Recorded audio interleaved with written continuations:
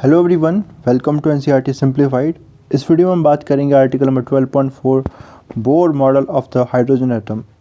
Chapter number 12 कर रहे हैं हम एटम्स, और इस वीडियो में हम बोर मॉडल के बारे में बात करने वाले हैं। इससे पहले हम स्पेक्ट्रम देख चुके हैं, स्पेक्ट्रम के बारे में बात कर चुके हैं, ठीक है, उसको हमने स्टडी भी किया था। इसके अलावा हमने उससे पहले रदरफोर्ड के मॉडल को स्टडी किया था और देखे थे कि उसमें क्या लूप होल थे, किस तरह अल्फा पार्टिकल स्कैटरिंग एक्सपेरिमेंट किया था रदरफोर्ड ने, और उसके लूप होल के बारे में हमने बात की थी। और अब देखेंगे कि कैसे हम नील बोर ने उन जो शॉर्ट कमिंग थी रदरफोर्ड के मॉडल में, एटॉमिक मॉडल में, उसको किस तरह से उनको दूर किया था। तो स्टार्ट करते हैं फिर चैनल के फॉर्मेट के according NCERT line by line explanation. So now this the first line is the model of the atom proposed by Rutherford assumed that the atom consisting of a central nucleus and revolving electron is stable much like sun planet system with the model imitates। ठीक है, तो देखो इन्होंने किसकी तरह बोला था कि जो इलेक्ट्रॉन है न्यूक्लियस के अराउंड कैसे रिवॉल्व कर रहा है, just like the solar system. Solar system है जैसे प्लैनेट सन के अराउंड रिवॉल्व करते हैं, उसी तरह से इलेक्ट्रॉन न्यूक्लियस के अराउंड सर्कुलर ऑर्बिट में रिवॉल्व करता है, ठीक है, और ये स्टेबल है, ऐसा इन्होंने बोला था। लेकिन there are some fundamental differences between the two situation. कुछ फ़र्क है दोनों चीज़ों में, दोनों सिचुएशंस में, ठीक है। वो कौन से फ़र्क है देखते हैं। While the planetary system is held by gravitational force, the nuclear electron system being charge objects interact by Coulomb law of force. जब हम बात कर रहे हैं प्लैनेट और सन की, तब उसमें लग रहा है ग्रेविटेशन फोर्स, लेकिन जब हम बात कर रहे हैं इलेक्ट्रॉन और न्यूक्लियस के बीच में, तो उसमें लग रहा है, क्योंकि ये दोनों चार्ज बॉडीज़ है, तो उसमें लगेगा कूलम लॉ। इसके अलावा we know that an object which moves in a circle is being constantly accelerated, the acceleration being centripetal in nature. और अगर कोई ऑब्जेक्ट कोई सर्कुलर मोशन कर रही है, जो इलेक्ट्रॉन है वो सर्कुलर मोशन कर रहा है अराउंड द न्यूक्लियस, और अगर कोई ऑब्जेक्ट सर्कुलर मोशन कर रही है, हमें पता है वो होता है एक्सेलरेटेड मोशन। क्यों होता है एक्सेलरेटेड मोशन? इवन दो अगर वो यूनिफॉर्म उसकी स्पीड है तब भी वो एक्सेलरेटेड मोशन होगा, बिकॉज उसमें डायरेक्शन कंटिन्यूसली चेंज हो रही है, और क्योंकि डायरेक्शन कंटिन्यूसली चेंज हो रही है इसलिए ये एक्सेलरेटेड मोशन होगा। तो यानी कि इलेक्ट्रॉन, एक चार्ज पार्टिकल एक्सेलरेशन कर रहा है जब वो न्यूक्लियस के अराउंड रिवॉल्व कर रहा है। According to classical electromagnetic theory, an accelerating charge particle emits radiation in the form of electromagnetic waves. और हमें पता है क्लासिकल इलेक्ट्रोमैग्नेटिक थ्योरी के अकॉर्डिंग, अगर एक चार्ज पार्टिकल एक्सेलरेट कर रहा है तो डेफिनेटली वो क्या करेगा, एनर्जी रेडिएशन के फॉर्म में एमिट करेगा, रेडिएशन एमिट करेगा वो, ओके। अगर ऐसा करता है तो रेडिएशन एमिट कर रहा है, एनर्जी एमिट कर रहा है, ठीक है। The energy of an accelerating electron should therefore continuously decrease. तो जो उसकी एनर्जी है, ठीक है, अगर वो रिवॉल्व कर रहा है तो उसकी कुछ ना कुछ एनर्जी होगी, इलेक्ट्रॉन जो रिवॉल्व कर रहा है उसकी कुछ एनर्जी होगी, ओके, क्योंकि एनर्जी रेडिएट कर रहा है लगातार रेडिएशन के फॉर्म में, ठीक है, तो उसकी एनर्जी क्या होगी, लगातार कम होती जाएगी, और कम होती जाएगी तो स्पाइरल करता हुआ अल्टीमेटली क्या फॉलो हो जाएगा, न्यूक्लियस में फॉलो हो जाएगा, और ये अब एटम जो है अब स्टेबल नहीं रहेगा। तो स्टेबिलिटी को नहीं एक्सप्लेन कर पाता Rutherford model of an atom, इसलिए ये फेल हो गया। दस such an atom can not be stable.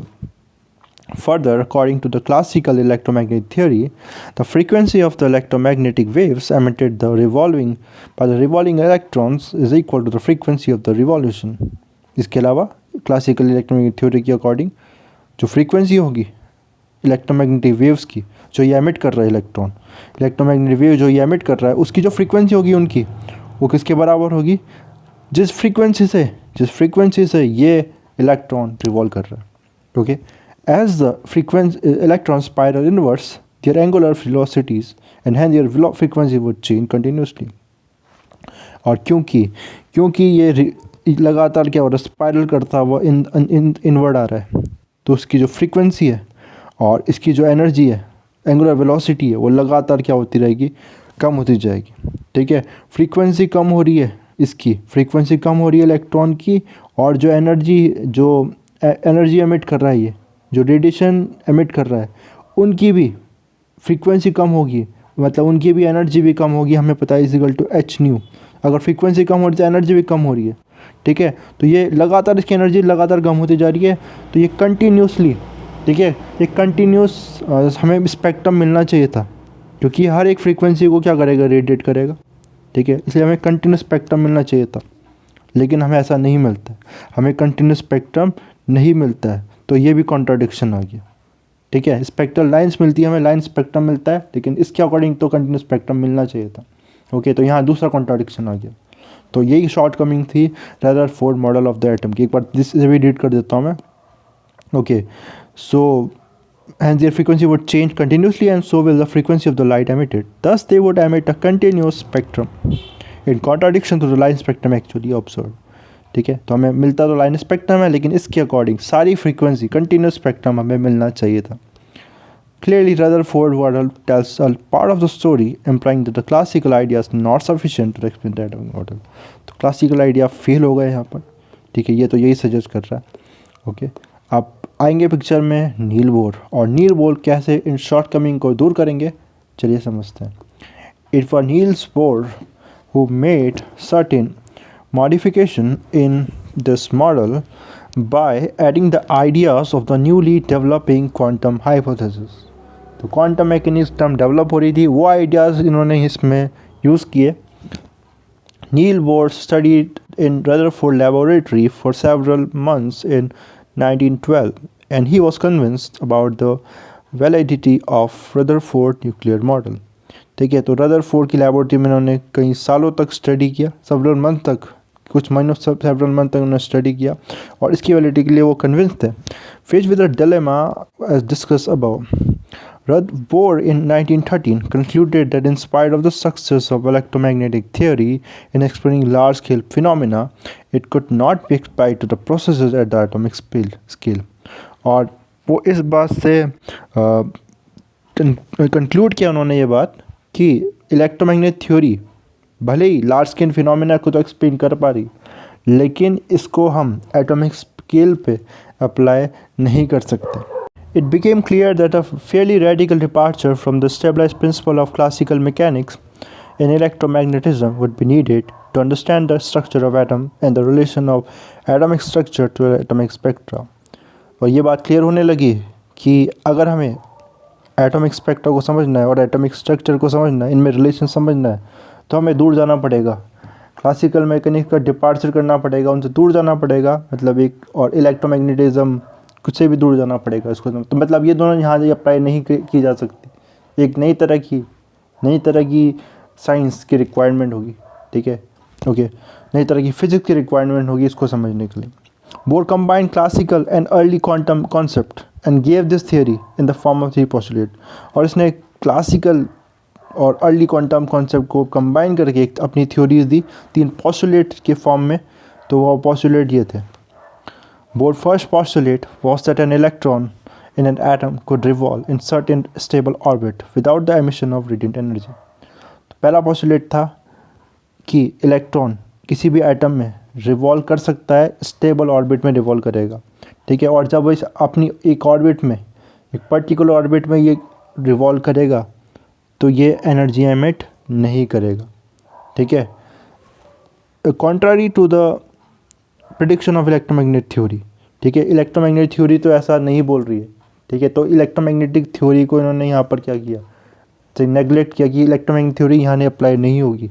जब इलेक्ट्रॉन जब रिवॉल्व कर रहा है around the nucleus in particular orbit, ठीक है, जिसको हम स्टेशनरी स्टेट बोलेंगे, तब वो क्या करेगा, तब एनर्जी एमिट नहीं करेगा। According to this postulate, each atom has certain definite stable states in which it can exist. और इस postulate के अकॉर्डिंग एटम में कुछ डेफिनेट स्टेबल स्टेट्स हैं, ठीक है। ऐसा नहीं है कि इलेक्ट्रॉन कहीं पर भी हो सकता है, कितनी भी ऑर्बिट्स में किसी भी पोजीशन पे, कितने भी डिस्टेंस पे रिवॉल्व कर सकते हैं, नहीं, पर्टिकुलर ऑर्बिट्स होगी, ठीक है। उसको हम आगे नेक्स्ट पोस्टुलेट में पढ़ने वाले हैं कि कौन सी वो स्टेट्स होंगी, उससे नेक्स्ट पोस्टुलेट में बात करने वाले हैं। और इन स्टेट्स की भी डेफिनेट एनर्जी होगी, ऐसा नहीं हो सकता इन स्टेट की ये कोई भी एनर्जी ले लेंगे, नहीं, इनकी पर्टिकुलर एनर्जी होगी, ठीक है। और इनको क्या बोला है, stationery state. Bohr's second postulate defines this stable orbits. This postulate states that the electron revolve around the nucleus only in those orbits for which the angular momentum is some integral multiple of h by 2 pi, where h is the Planck constant. तो second postulate और stable orbit को ही define करता है.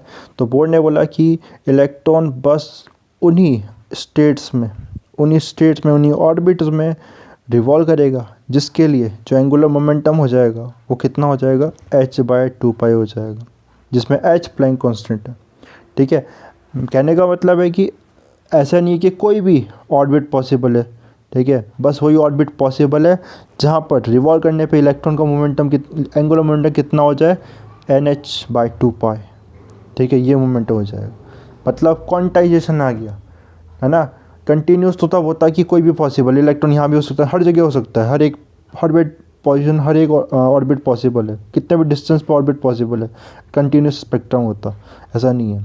Particular orbit से possible है. कौन सी orbit, जिसमें angular momentum क्या है, NH बाई 2 पाई. ऑब्टेन कैसे हुआ अभी चैप्टर के एंड में हम पढ़ने वाले हैं, फिर मैं आपको आइडिया दे देता हूँ.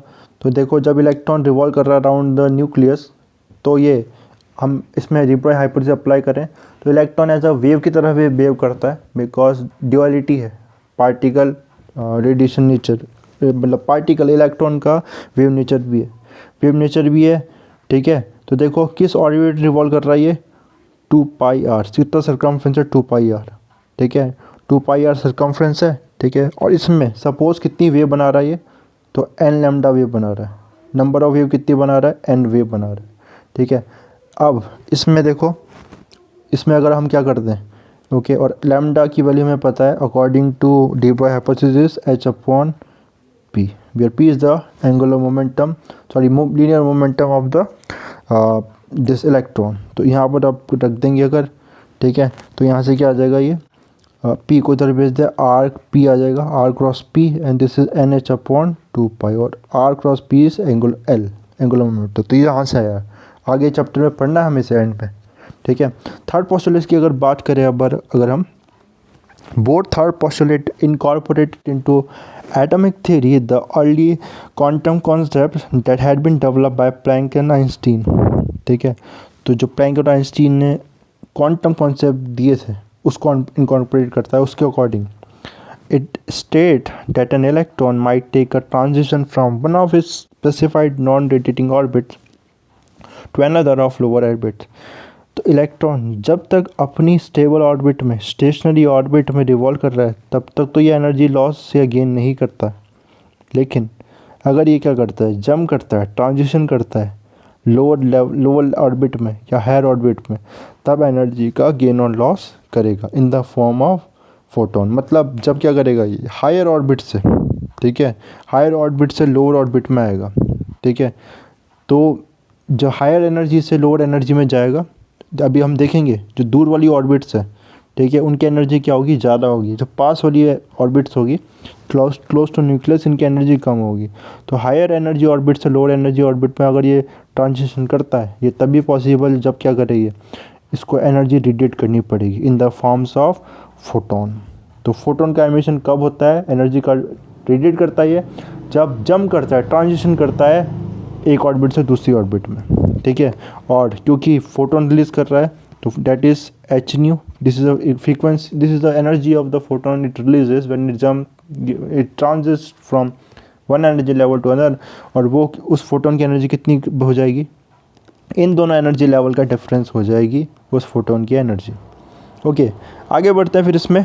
Now for a hydrogen atom, अब हम कुछ डेरिवेशन देखेंगे कि इलेक्ट्रॉन का जो रेडियस है, radius of an hydrogen atom कितना होगा, पहला जो ऑर्बिट है उसका रेडियस कितना होगा, उसमें जो इलेक्ट्रॉन रिवॉल्व कर रहा है उसकी वेलोसिटी कितनी होगी, वो डेरिवेशन आप देखेंगे इसमें.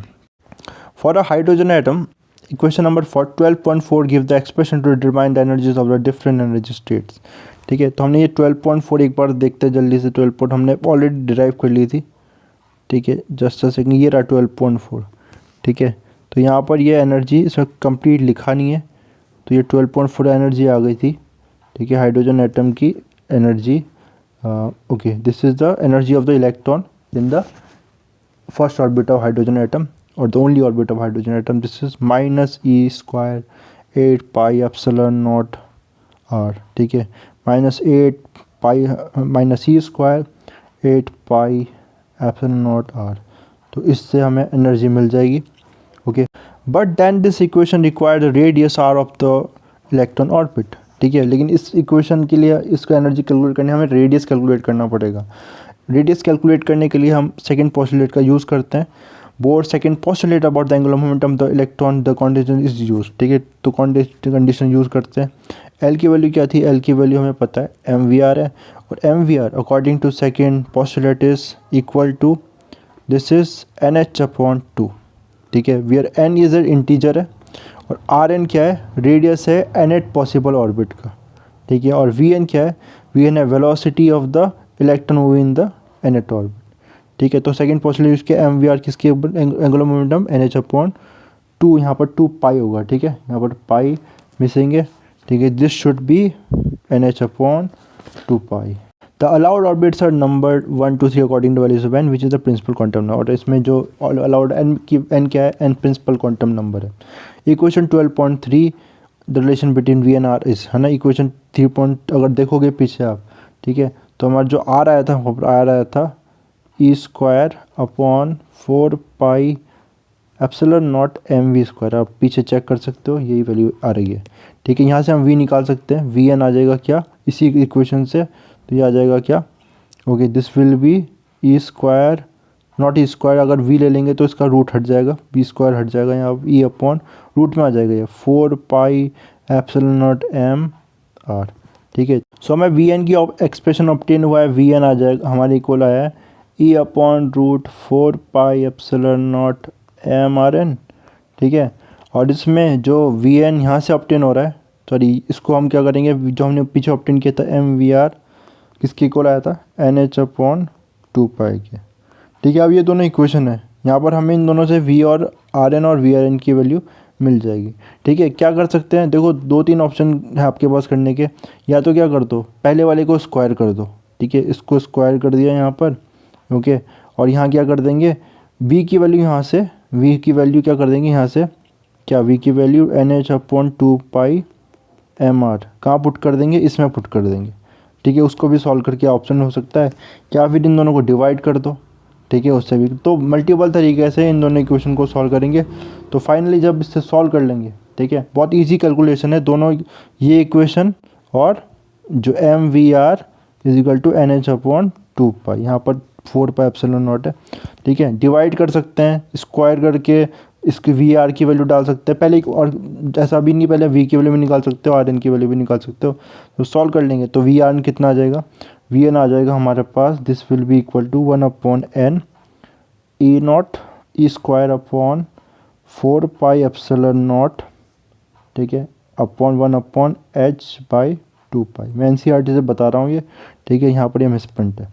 ओके, और आर एन की वैल्यू क्या आ जाएगी? आर एन की वैल्यू आ जाएगी n square upon m h upon 2 pi का होल स्क्वायर। ठीक है, 4 pi epsilon naught, 4 pi epsilon naught ई स्क्वायर। ठीक है, तो ये वैल्यूज़ आपको ध्यान में रखनी है।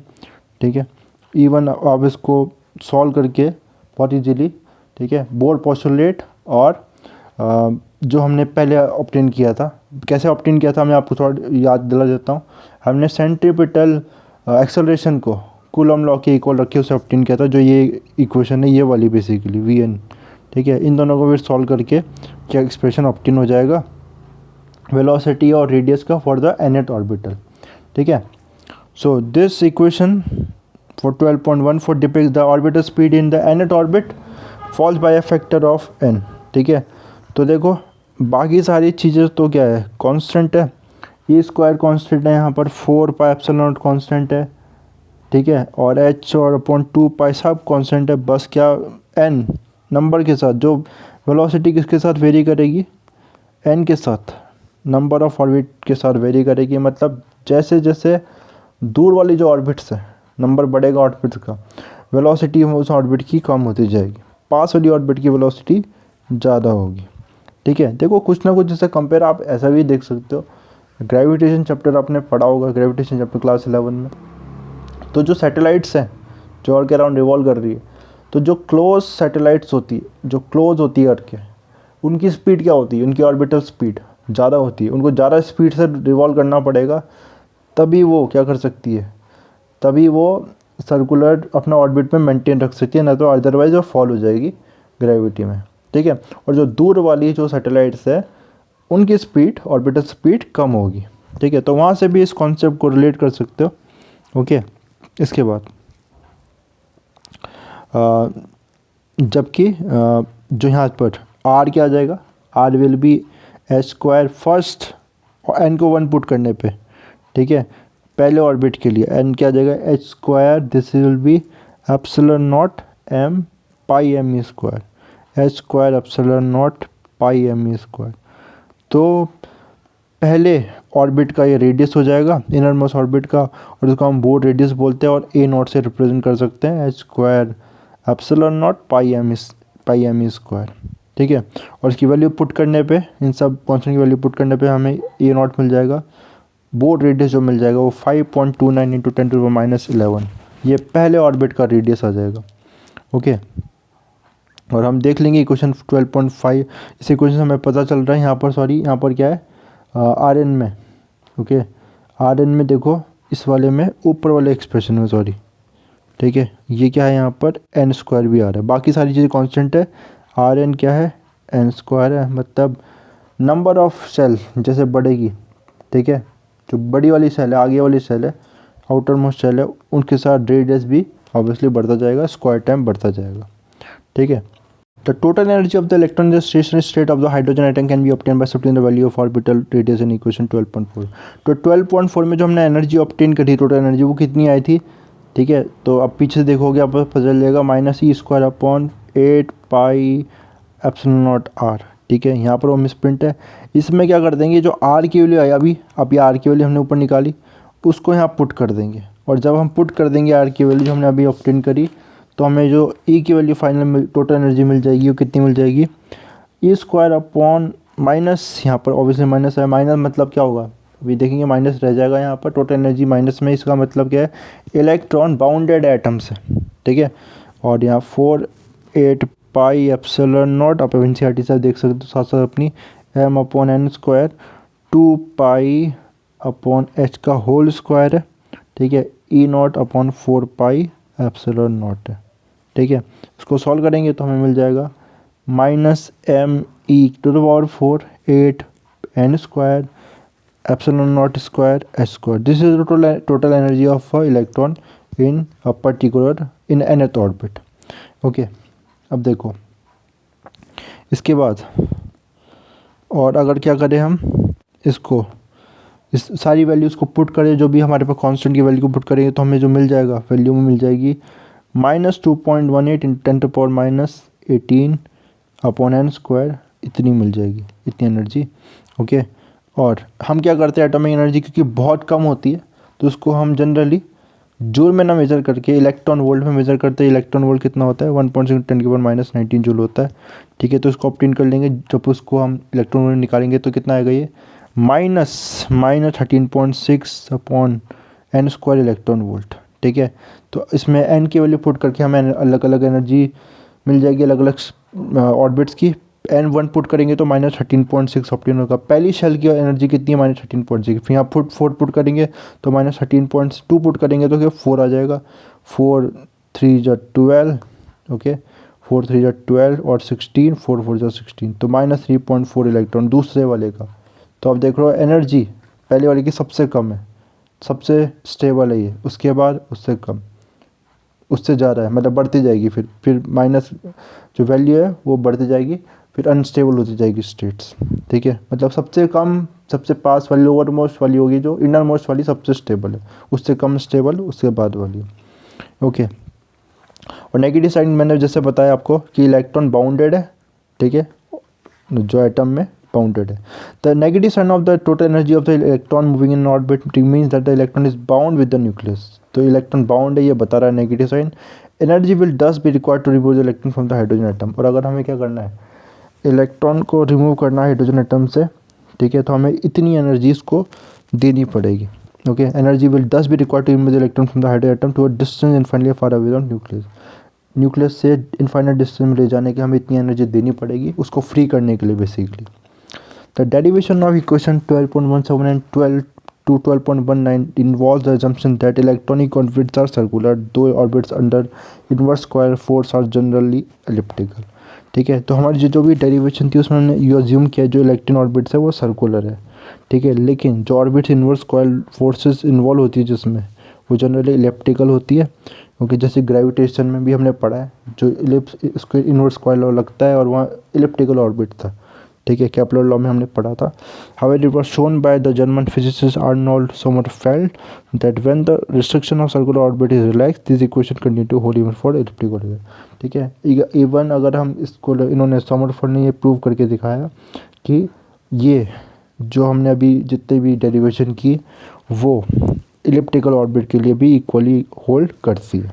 ठीक है, तो आई होप कि आपको ये समझ में आएगा bore quantization, bore model of the hydrogen atom. ठीक है, इसके बाद आगे की वीडियो में हम ये भी देख लेंगे ऑर्बिट और ऑर्बिटल के बारे में, और आगे हम फिर बात करेंगे एनर्जी लेवल के बारे में। तो thanks for watching and do subscribe to the channel.